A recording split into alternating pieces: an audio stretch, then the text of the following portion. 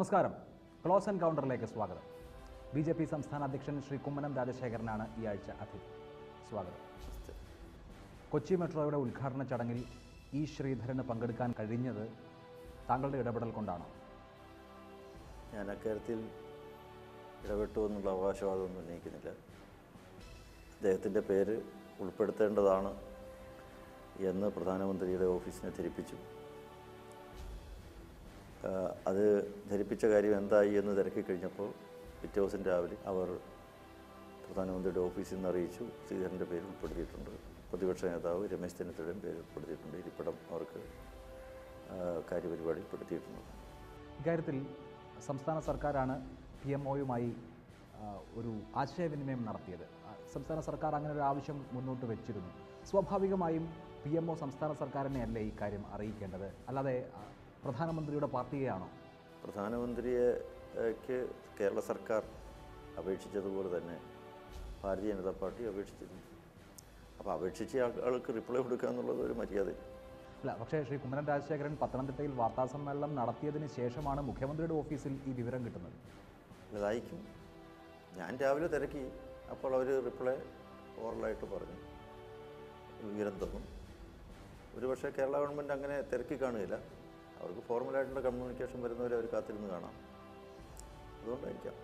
പക്ഷേ അതല്ലേ ഒരു സംവിധാനം. സാധാരണഗതിയിൽ പ്രധാനമന്ത്രി എന്ന് പറയുമ്പോൾ രാജ്യത്തിൻ്റെ പ്രധാനമന്ത്രിയാണ്, എല്ലാ ആളുകളുടെയും പ്രധാനമന്ത്രിയാണ്. അദ്ദേഹത്തോട് സ്വാഭാവികമായും സംസ്ഥാന സർക്കാരിന് ഒരു കാര്യം ആവശ്യപ്പെടാം. അത് അംഗീകരിക്കുന്നത് വളരെ വളരെ നല്ല കാര്യമാണ്. പക്ഷേ ഇതൊക്കെ ഒരു പ്രോപ്പർ ചാനൽ മുഖേനയല്ലേ നടക്കേണ്ടത്? പ്രോപ്പർ ചാനൽ മുഖാന്തരമാണ് നടന്നിരിക്കുന്നത്. കേരള ഗവൺമെൻറ്റും ആവശ്യപ്പെട്ടു, അവർക്ക് മറുപടി കൊടുത്തു. ഭാരതീയ ജനതാ പാർട്ടി ആവശ്യപ്പെട്ടു, ഭാരതീയ ജനതാ പാർട്ടിക്ക് മറുപടി കിട്ടി. അതിലെന്താ അപാകത എന്താണ്? അല്ല, ഇക്കാര്യത്തിൽ സർക്കാരിന് അഭിപ്രായ വ്യത്യാസമുണ്ട്.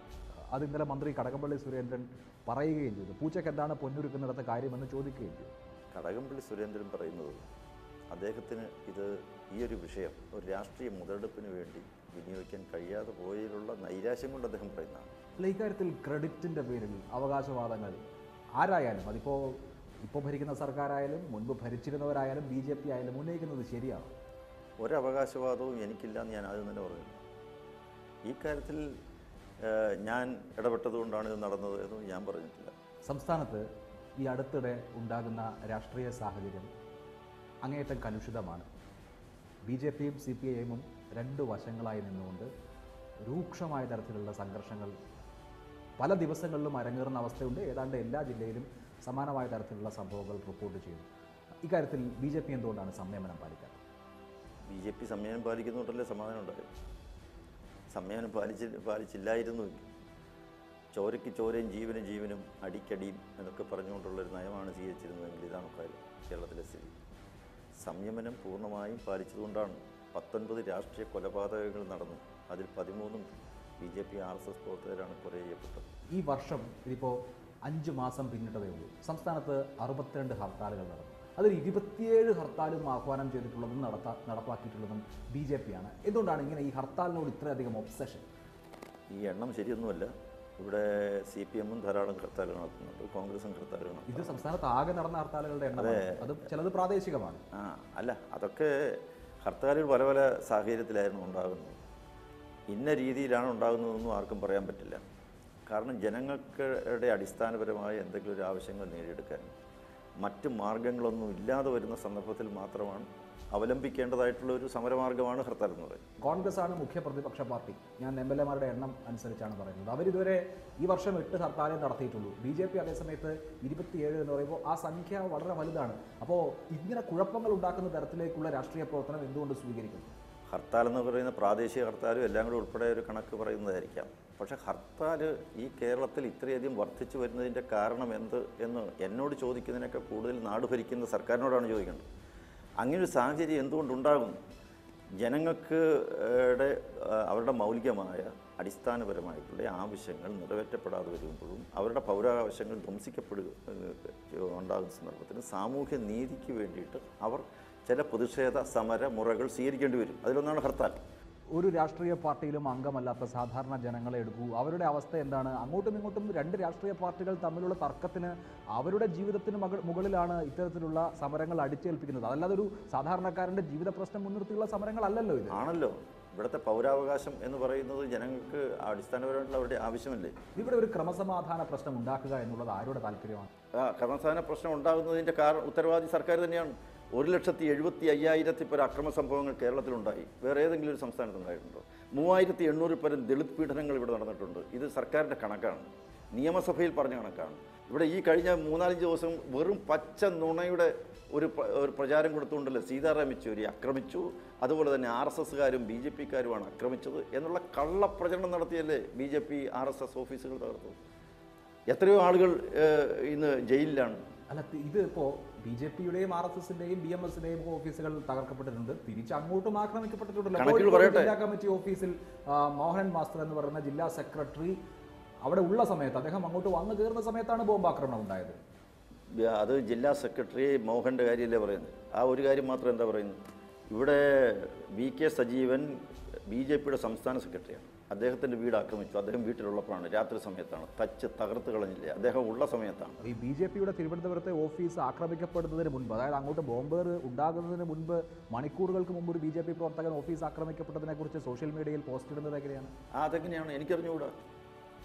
അതെങ്ങനെ ഇടാൻ സാധിക്കും? അങ്ങനെ ഇട്ടു. പക്ഷേ 6:30 BJP പ്രവർത്തകനൊന്നുമല്ല, ഇതൊക്കെ ഇതുമായിട്ട് എല്ലാവരും വെറുതെ ബന്ധിപ്പിക്കുന്നതാണ്. അങ്ങനെയാണെങ്കിൽ ആ പ്രവർത്തകനെ അറസ്റ്റ് ചെയ്ത്, പിണറായി വിജയനാണല്ലോ ആഭ്യന്തര വകുപ്പ് കൈകാര്യം ചെയ്യുന്നത്, ആ പോലീസ് ഉദ്യോഗസ്ഥൻ അയാളെ അറസ്റ്റ് ചെയ്തോ? പോസ്റ്റ് ഇട്ടു എന്നുള്ളത് യാഥാർത്ഥ്യമാണ്. ഞാനും കണ്ടതാണ്. അയാൾ ഈ ഹൈന്ദവ സംഘടനകളുടെ സജീവ പ്രവർത്തകനായിട്ടുള്ള ഒരാളാണ്. അങ്ങനെ ഒരാളാണ് ഈ ബോംബ് എറിഞ്ഞിട്ട് ഓടുന്നത് ഭീരുത്വമാണെന്ന് 6:30 പോസ്റ്റ് ഇടുന്നത്, പിന്നെ 8 മണിക്ക് ആക്രമണം ഉണ്ടാവുകയും ചെയ്യുന്നു. അതെ, ഭീരുത്വമാണെന്ന് എഴുതിയ ഉടനെ തന്നെ അയാൾ കൽപ്പിച്ചുകൂട്ടി ചെയ്തതാണെന്ന് ആണ് അനുമാനിക്കുന്നതെങ്കിൽ അയാളൊരു വ്യക്തമായി ഈ കാര്യത്തിൽ ഉത്തരവാദിത്തപ്പെട്ട പോലീസ് ഉദ്യോഗസ്ഥൻ ചോദ്യം ചെയ്യേണ്ടതാണ്. കേസിൽ നല്ലൊരു തുമ്പുണ്ടാക്കാൻ പറ്റും. BJPയുടെ ഓഫീസ് ആക്രമിക്കപ്പെട്ടു എന്നുള്ളത് BJPക്കാർ തന്നെ ഉണ്ടാക്കിയ ഒരു കഥയാണോ എന്നുള്ളതാണ് സംശയം. അല്ലല്ലോ, അവിടെ വന്നു കഴിഞ്ഞാൽ ആർക്കും കാണാൻ കഴിയും. ഞാൻ നേരിട്ട് പോയ ആളാണ്. നേരിട്ട് പോയി അവിടെ മുഴുവൻ ഈ ബോംബ് അവിടെ വന്ന് വീണ് പൊട്ടിത്തെറിച്ചതിൻ്റെ ഫലമായിട്ട് അവിടെ ഉണ്ടായിരുന്ന കസേര മുഴുവൻ കത്തി നശിച്ച് കിടക്കുന്ന കാഴ്ച. ബോംബ് പറഞ്ഞു, ആരാണ് ബോംബ് പറഞ്ഞത് എന്നുള്ളതാണ് പ്രശ്നം. അതെ, ആരാണ് ബോംബ് എറിഞ്ഞതെന്ന് എന്നോടല്ലേ ചോദിക്കേണ്ട, ആഭ്യന്തര വകുപ്പ് മന്ത്രിയോടല്ലേ? അല്ല, അതിനെ തുടർന്നാണല്ലോ അവിടെ ഹർത്താൽ ഉണ്ടായത്. അതെ അതെ, ആഭ്യന്തരമന്ത്രി ഉത്തരം പറയട്ടെ, ആരാണ് ഈ അക്രമം കാണിച്ചത്? അല്ല, അങ്ങനെ കരുതിക്കുട്ടി BJP തന്നെ സംഘർഷം ഉണ്ടാക്കുന്നതാണെങ്കിലോ? BJP അതായത് ഒരു ദിവസം ഓഫീസ് ആക്രമിക്കപ്പെടുക, പിറ്റേ ദിവസം ഹർത്താൽ നടത്തുക, അത് ആസൂത്രിതമായി ഉണ്ടാക്കപ്പെട്ട ഒരു സാഹചര്യമാണ്. അല്ല, എന്ത് വേണമെങ്കിലും ആകാമല്ലോ. അതിപ്പോൾ CPM ഓഫീസിൽ നേരെ ബോംബ് പറഞ്ഞത് അങ്ങനെ ആയിക്കൂടാ? അങ്ങനെ ആകാം. അപ്പം പിന്നെ എങ്ങനെയും ആകാം. കോടിയേരി ബാലകൃഷ്ണൻ പറയുന്നത് ഇത് അമിത്ഷാ വന്നതിന് ശേഷമുള്ള ഒരു പുതിയ സംഭവ വികാസമാണ് എന്നാണ്. അങ്ങനെ അമിത്ഷാ ഇവിടെ വന്ന് അക്രമം നടത്തി കേരളം പിടിക്കുക എന്നൊരു സന്ദേശം BJPക്ക് നൽകിയിട്ടുണ്ട്. അമിത്ഷാ അങ്ങനെയുള്ള അമിത്ഷാ കേരളത്തിൽ മാത്രമല്ലല്ലോ വന്നേ, കേരളത്തിൽ അല്ലാതെ തന്നെ അദ്ദേഹത്തിൻ്റെ ഒരു വലിയ പര്യടന പരിപാടിയാണ്. അദ്ദേഹം ഇപ്പോൾ അരുണാചൽ പ്രദേശിലൊക്കെ യാത്ര ചെയ്തുകൊണ്ടിരിക്കുകയാണ്. ലക്ഷദ്വീപിൽ യാത്ര ചെയ്ത്, ത്രിപുരയിലും ഒക്കെ യാത്ര ചെയ്തതിന് ശേഷമാണല്ലോ കേരളത്തിൽ വന്ന്. ഒരിടത്തും ഒരു അക്രമ പ്രവർത്തനം ഉണ്ടായിട്ടില്ലല്ലോ. കേരളത്തിൽ മാത്രം ഇങ്ങനെ അക്രമ പ്രവർത്തനം നടത്തിക്കൊള്ളാൻ അദ്ദേഹം പറയും. മാർസിസ്റ്റുകാരുള്ള ത്രിപുരയിലും ബംഗാളിലും ഒന്നും യാതൊരു കുഴപ്പമില്ലല്ലോ. എന്താ കേരളത്തിൽ മാത്രം ഇത്ര അക്രമ പ്രവർത്തനം? അപ്പോൾ അമിത്ഷാ വന്നു പോയതിനു ശേഷം ഇവിടെ വലിയ അക്രമമാണെന്ന് വരുത്തി തീർക്കേണ്ടത് CPMൻ്റെ ആവശ്യമാണ്. അവിടെ രാഷ്ട്രീയമായിട്ടുള്ള മുതലെടുപ്പിന് അത് ആവശ്യമായതുകൊണ്ട് അവർ ചെയ്യുന്നത്. അല്ല, അങ്ങനെയാണെങ്കിൽ, അങ്ങനെ ഒരു സന്ദർഭത്തിലാണെങ്കിൽ BJP അക്കാര്യത്തിൽ സംയമനം പാലിക്കേണ്ട, ഈ സംഭവത്തിന് ശേഷമുള്ള 2 ഹർത്താലുകൾ ഒഴിവാക്കേണ്ടിയിരുന്നില്ലേ? അങ്ങനെയാണെങ്കിൽ ഹർത്താൽ നടത്തുന്നത് സംയമനത്തിൻ്റെ തന്നെ ഭാഷയാണ്. അല്ല, അമിത്ഷാ വന്നതിന് ശേഷമുള്ള രാഷ്ട്രീയ സാഹചര്യങ്ങളിലാണ് കേരളത്തിൽ അങ്ങിങ്ങായി പലയിടത്തും ആക്രമണ സംഭവങ്ങൾ ഉണ്ടായിട്ടുണ്ട്. അതിൽ നിങ്ങൾ ഇരകളായിട്ടുള്ള സംഭവങ്ങൾ ഉണ്ടായിട്ടുണ്ട്, അക്കാര്യത്തിലൊന്നും തർക്കമില്ല. പക്ഷേ അതിനുശേഷം ഇങ്ങനെ നിരന്തരം ഒരു ദിവസം തിരുവനന്തപുരത്ത് ഹർത്താൽ, അതിനുശേഷം കോഴിക്കോട്ട് ഹർത്താൽ, 2 കൂട്ടരുടെയും ഹർത്താലുണ്ട്. കോഴിക്കോട് CPMൻ്റെ ഹർത്താലും ഉണ്ടായിരുന്നു. അപ്പോൾ ഇങ്ങനെ ഒരു സംഘർഷാന്തരീക്ഷം നിലനിർത്തിക്കൊണ്ടു പോവുക എന്നുള്ളത് ആരുടെ താല്പര്യമാണ്? അമിത്ഷാ വന്നുപോയി എന്നുള്ളത് കൊണ്ടും മാർസിസ്റ്റുകാരുടെ ബോംബാക്രമണവും തല്ലും കല്ലേറും സഹിച്ചോളണം എന്നാണ് ഈ പറയുന്നത്. അമിത്ഷാ വന്നു പോയതാണ്, അതുകൊണ്ട് നിങ്ങളെല്ലാം സഹിച്ചോണം, ഒരു പ്രശ്നം ഉണ്ടാക്കരുത്, ഒരു ഹർത്താലും നിങ്ങളൊന്നും ആചരിക്കരുത്, പ്രതിഷേധിക്കരുത്, അങ്ങനെയാണോ വേണ്ടത്? BJP അങ്ങനെയുള്ള രാഷ്ട്രീയ പാർട്ടിയൊന്നുമല്ല. അത് സക്രിയമായ സജീവമായ ജീവനുള്ള രാഷ്ട്രീയ പ്രസ്ഥാനം.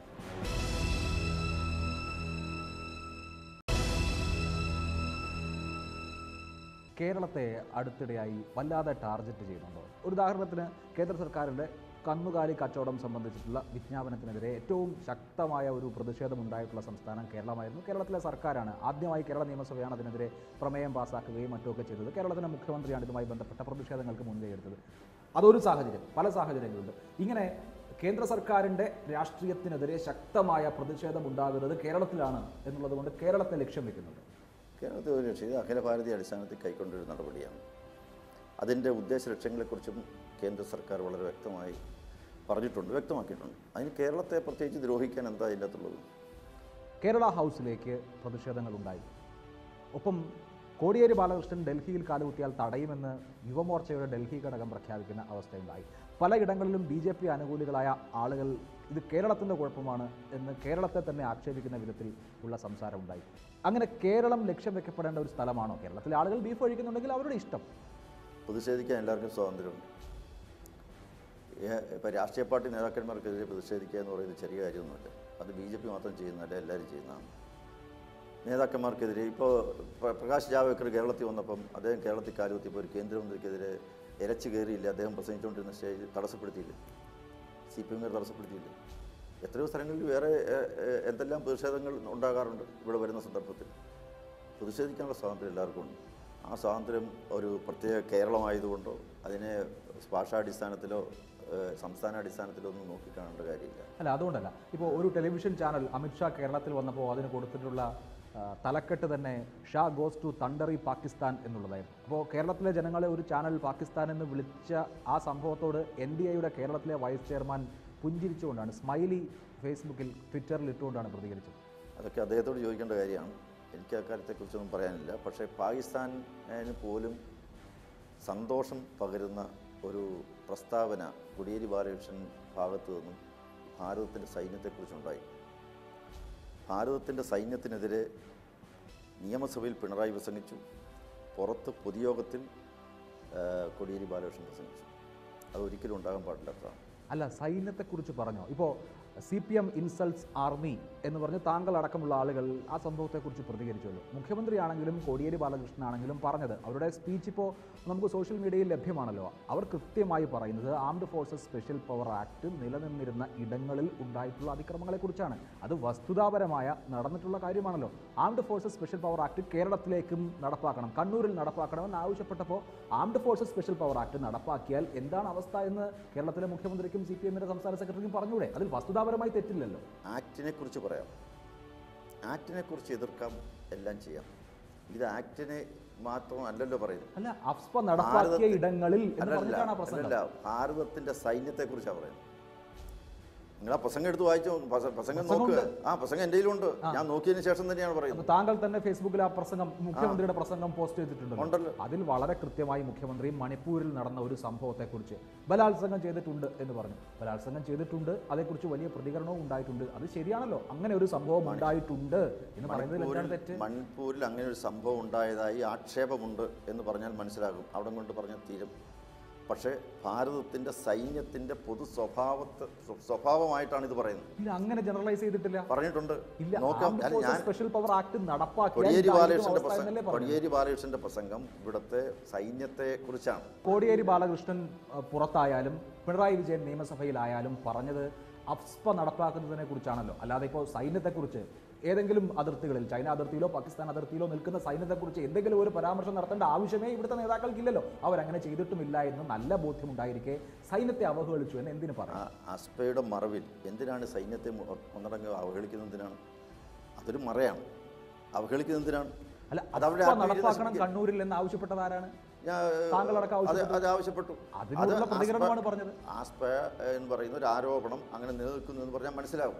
ഇത് അങ്ങനെയല്ലല്ലോ, ആ ആരോപണം എന്ന് പോലും പറഞ്ഞിട്ടില്ല. ഇതൊക്കെ നടന്നു, എന്നിട്ട് മൊത്തം സൈനികരുടെ നേരെ അത് സാമാന്യവൽക്കരിക്കുകയാണ് ചെയ്തിരിക്കുന്നത്. അല്ല, അങ്ങനെ സാമാന്യവൽക്കരിച്ചിട്ടുണ്ട്. ആരാണ് സാമാന്യവൽക്കരിച്ചത് എന്നുള്ളതൊരു പ്രശ്നം. ഒരു പ്രത്യേക സംഭവത്തെക്കുറിച്ച് പറഞ്ഞ കാര്യത്തെ ഇത് മൊത്തം സൈന്യത്തെക്കുറിച്ച് സൈനികർ ഇങ്ങനെയാണ് എന്ന് പറഞ്ഞു എന്ന് പ്രചരിപ്പിക്കുന്നതല്ലേ സാമാന്യവൽക്കരണം? ആ പ്രസംഗം വസ്തുനിഷ്ഠമായിട്ട് വളരെ ശ്രദ്ധയോടുകൂടി അതിനെ സസൂക്ഷ്മം പരിശോധിച്ചാൽ മനസ്സിലാകാവുന്ന ചില യാഥാർത്ഥ്യങ്ങളാണ് ഞാൻ പറഞ്ഞത്. ഞാനത് മുഴുവൻ സസൂക്ഷ്മം പരിശോധിച്ചതിന് ശേഷം തന്നെയാണ് പറയുന്നത്. അല്ല, യഥാർത്ഥത്തിൽ മുഖ്യമന്ത്രി പിണറായി വിജയൻ നിയമസഭയിൽ എല്ലാ കാര്യങ്ങളും പറഞ്ഞില്ല. ഒരു സംഭവത്തിൻ്റെ സൂചനയാണ് നൽകിയത്. മണിപ്പൂരിലെ സ്ത്രീകൾ എങ്ങനെയാണ് പ്രതികരിച്ചതെന്ന് ഞാൻ ഇപ്പോൾ ഇവിടെ പറയുന്നില്ല എന്നാണ് അദ്ദേഹം പറഞ്ഞത്. യഥാർത്ഥത്തിൽ എങ്ങനെയാണ് മണിപ്പൂരിലെ സ്ത്രീകൾ പ്രതികരിച്ചത് എന്ന് നമുക്കറിയാമല്ലോ. അവർ നഗ്നരായി ഇന്ത്യൻ ആർമി റേപ്പേഴ്സ് എന്ന് എഴുതിയ ബാനർ പിടിച്ച് ഈ പറയുന്ന സൈന്യത്തിൻ്റെ ഓഫീസിന് മുൻപിൽ നിന്നാണ് പ്രതിഷേധിച്ചത്. യഥാർത്ഥത്തിൽ മുഖ്യമന്ത്രി അത് എലാബറേറ്റ് ചെയ്ത് പറഞ്ഞിട്ട് പോലുമില്ല. നിങ്ങൾക്ക് ഓർമ്മയുണ്ടല്ലോ എന്ന് പറയുക മാത്രമാണ് ചെയ്തത്. അതൊരു പ്രത്യേക സംഭവത്തെക്കുറിച്ച് പറഞ്ഞതല്ലേ? ആ സംഭവം പറഞ്ഞതിന് ശേഷം പിന്നെ സൈന്യത്തെക്കുറിച്ചാണ് പറയുന്നത്. കോടിയേരി ബാലകൃഷ്ണൻ സൈന്യത്തെക്കുറിച്ചേ പറഞ്ഞിട്ടുള്ളൂ. ഒരു വിയോജിപ്പാണ് പറഞ്ഞത്. വിയോജിപ്പ് എന്നുള്ളത് സൈന്യത്തെക്കുറിച്ചുള്ള വിയോജിപ്പല്ല, മറിച്ച് ആംഡ് ഫോഴ്സസ് സ്പെഷ്യൽ പവർ ആക്ടിനെ കുറിച്ച് CPIM-നോ മറ്റ് രാഷ്ട്രീയ കക്ഷികൾക്കോ വിയോജിപ്പുണ്ടാകാം. അതിപ്പോൾ കേരളം പോലെ ഒരു സ്ഥലത്ത്, കേരളത്തിലെ ഒരു ജില്ലയിൽ നടപ്പാക്കണമെന്ന് BJPക്ക് ആവശ്യപ്പെടാം. പക്ഷേ അങ്ങനെ ആവശ്യപ്പെടുമ്പോൾ വിയോജിക്കാനുള്ള സ്വാതന്ത്ര്യം പിണറായി വിജയനും കോടിയേരി ബാലകൃഷ്ണനും ഇല്ലേ? അവർ വിയോജിക്കുമ്പോൾ സൈന്യത്തെ അധിക്ഷേപിച്ചു എന്ന് പറയുന്നത് എന്തിനാണ്? ആക്ടിനെതിരെ വിയോജിക്കാം, വിയോജിപ്പ് രേഖപ്പെടുത്താം. പക്ഷേ അതിൻ്റെ മറ പിടിച്ചുകൊണ്ട് സൈന്യത്തെ മൊത്തം അങ്ങനെ അവരുടെ ആത്മവീര്യം നശിപ്പിക്കുന്ന രീതിയിലുള്ള പ്രതികരണങ്ങൾ പാടില്ല എന്നേ പറഞ്ഞിട്ടുള്ളൂ. ഇപ്പോൾ കാശ്മീരിൽ എന്തുകൊണ്ടാണ് അഫ്സ്പ?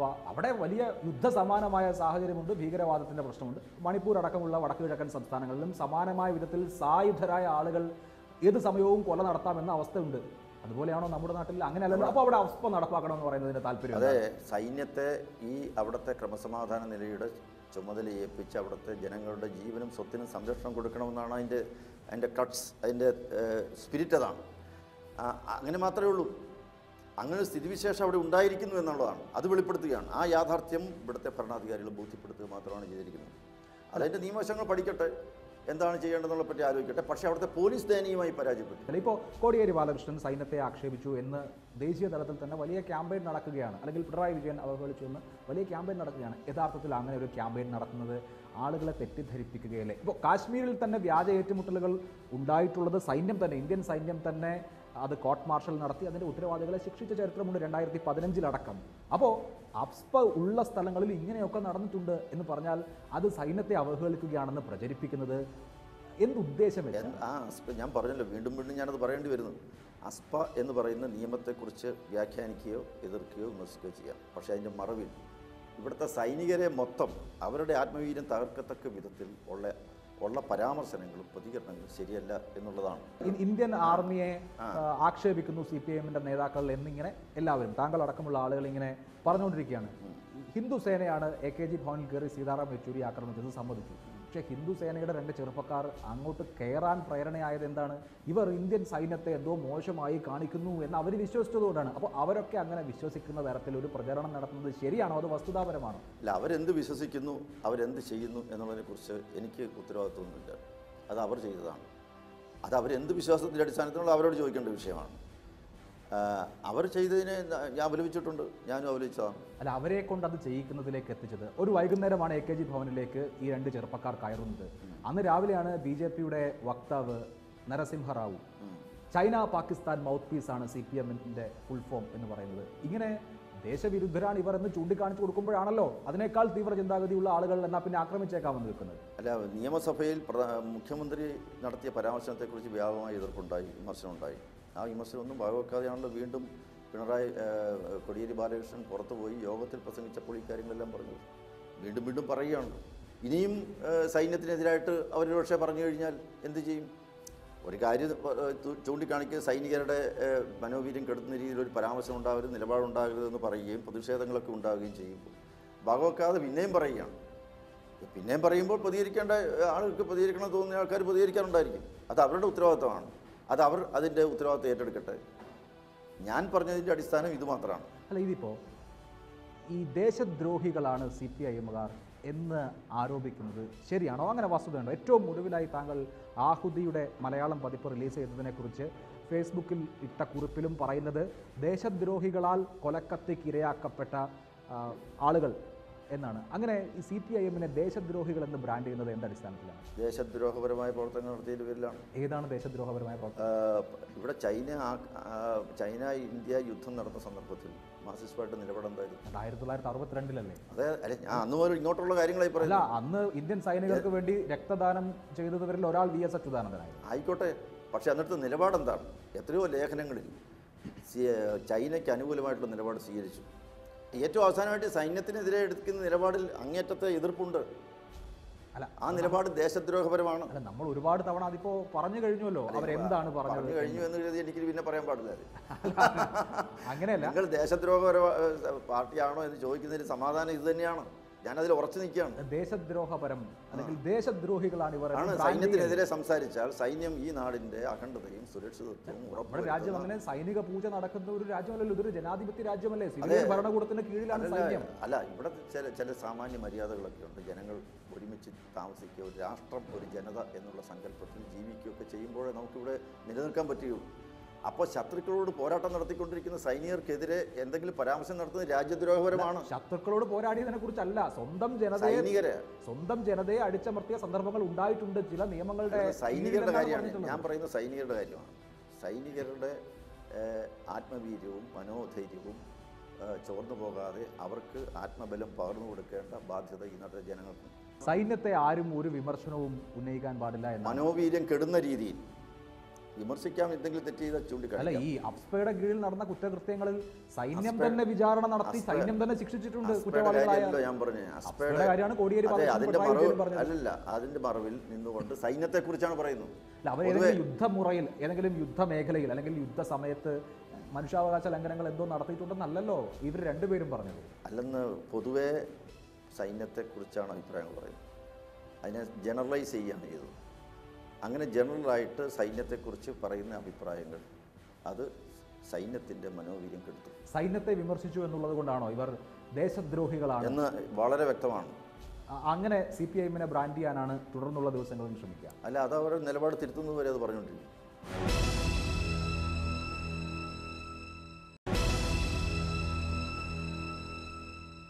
കണ്ണൂരിൽ നിങ്ങളുടെ ഒരു പ്രവർത്തകൻ കൊല്ലപ്പെട്ടതിന് ശേഷമുണ്ടായ സാഹചര്യത്തിൽ താങ്കൾ ഫേസ്ബുക്കിൽ ഒരു വീഡിയോ പോസ്റ്റ് ചെയ്തിരുന്നു. അതിപ്പോഴും ഫേസ്ബുക്കിൽ തുടരുകയാണ്.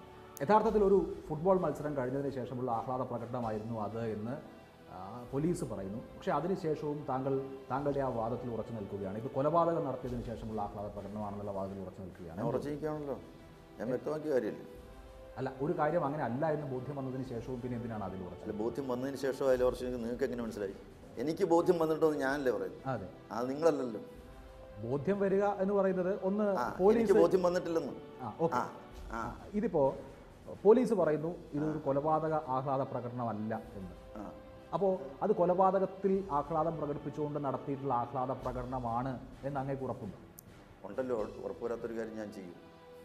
ആ ഉറപ്പ് എന്താണ്?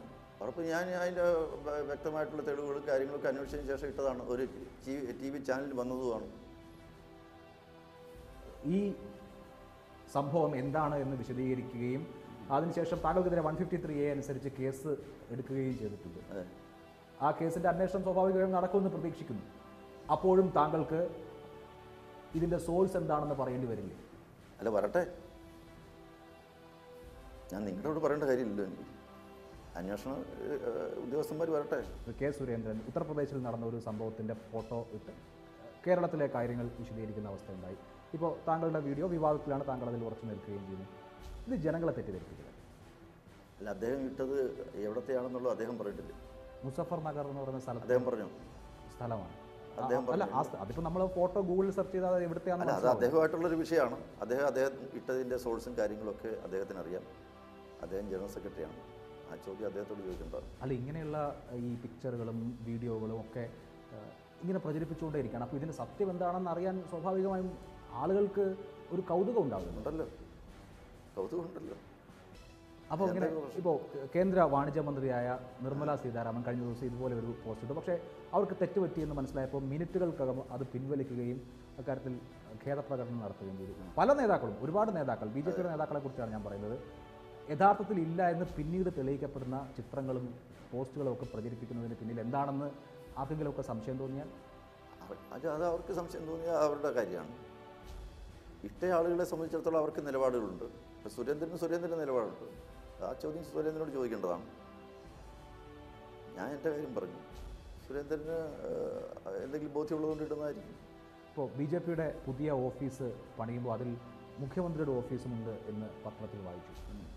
അപ്പോൾ പാർട്ടി സംസ്ഥാനത്ത് ഇനി വരുന്ന തെരഞ്ഞെടുപ്പുകളിൽ അധികാരത്തിലെത്തും എന്ന ഒരു മുൻധാരണയുടെ ഭാഗമായിട്ട് അങ്ങനെ നിർമ്മിക്കുന്നത്. ആത്മവിശ്വാസമുണ്ട്, 100% വിശ്വാസം. സംസ്ഥാനത്തൊരു BJP മുഖ്യമന്ത്രി ഉണ്ടാകും. അതിന് എത്ര കാലം വരെ താങ്കളുടെ കാഴ്ചപ്പാടിൽ കാത്തിരിക്കേണ്ടി? അതിനൊരു കാലവിളംബം ഒന്നും നമുക്ക് പറയാൻ പറ്റില്ല. അതൊരു സമയബന്ധിതമായിട്ടൊന്നും പറയാൻ പറ്റുന്ന കാര്യമില്ല. ഇപ്പോൾ മുന്നിലുള്ളത് 2019 പാർലമെൻറ്റ് ഇലക്ഷനാണ്. ആ തെരഞ്ഞെടുപ്പിൽ നല്ലൊരു വിജയം കാഴ്ചവെക്കാൻ ഭാരതീയ ജനതാ പാർട്ടിക്ക് കഴിയും എൻ്റെ ആത്മവിശ്വാസം. അല്ല, അപ്പോൾ പിന്നെ എന്തിനാണ് ഇപ്പോഴേ മുഖ്യമന്ത്രിയുടെ ഓഫീസ് പാർട്ടി ഓഫീസിനകത്ത് പണി? അതൊക്കെ ഓരോരുത്തർ പറയുന്ന കാര്യമില്ല. അവിടെ മുറികളുണ്ട്, അതിൽ ആർക്കും ഇരിക്കാം. കേന്ദ്രമന്ത്രി വന്നു കഴിഞ്ഞാൽ കേരളത്തിൽ നിന്ന് കേന്ദ്രമന്ത്രി ചിലപ്പോൾ ഉണ്ടായിരുന്നിരിക്കും, അവർക്കും മുറി ഉണ്ടാവും. കേരളത്തിൽ ഭരിക്കുന്ന രാഷ്ട്രീയ കക്ഷി എന്നുള്ള നിലയ്ക്ക് BJPക്ക് മുഖ്യമന്ത്രി ഉണ്ടാവുമെങ്കിൽ അതിനും സൗകര്യം ഉണ്ടായിരിക്കും. വളരെ നന്ദി. ഓക്കെ. Thank you.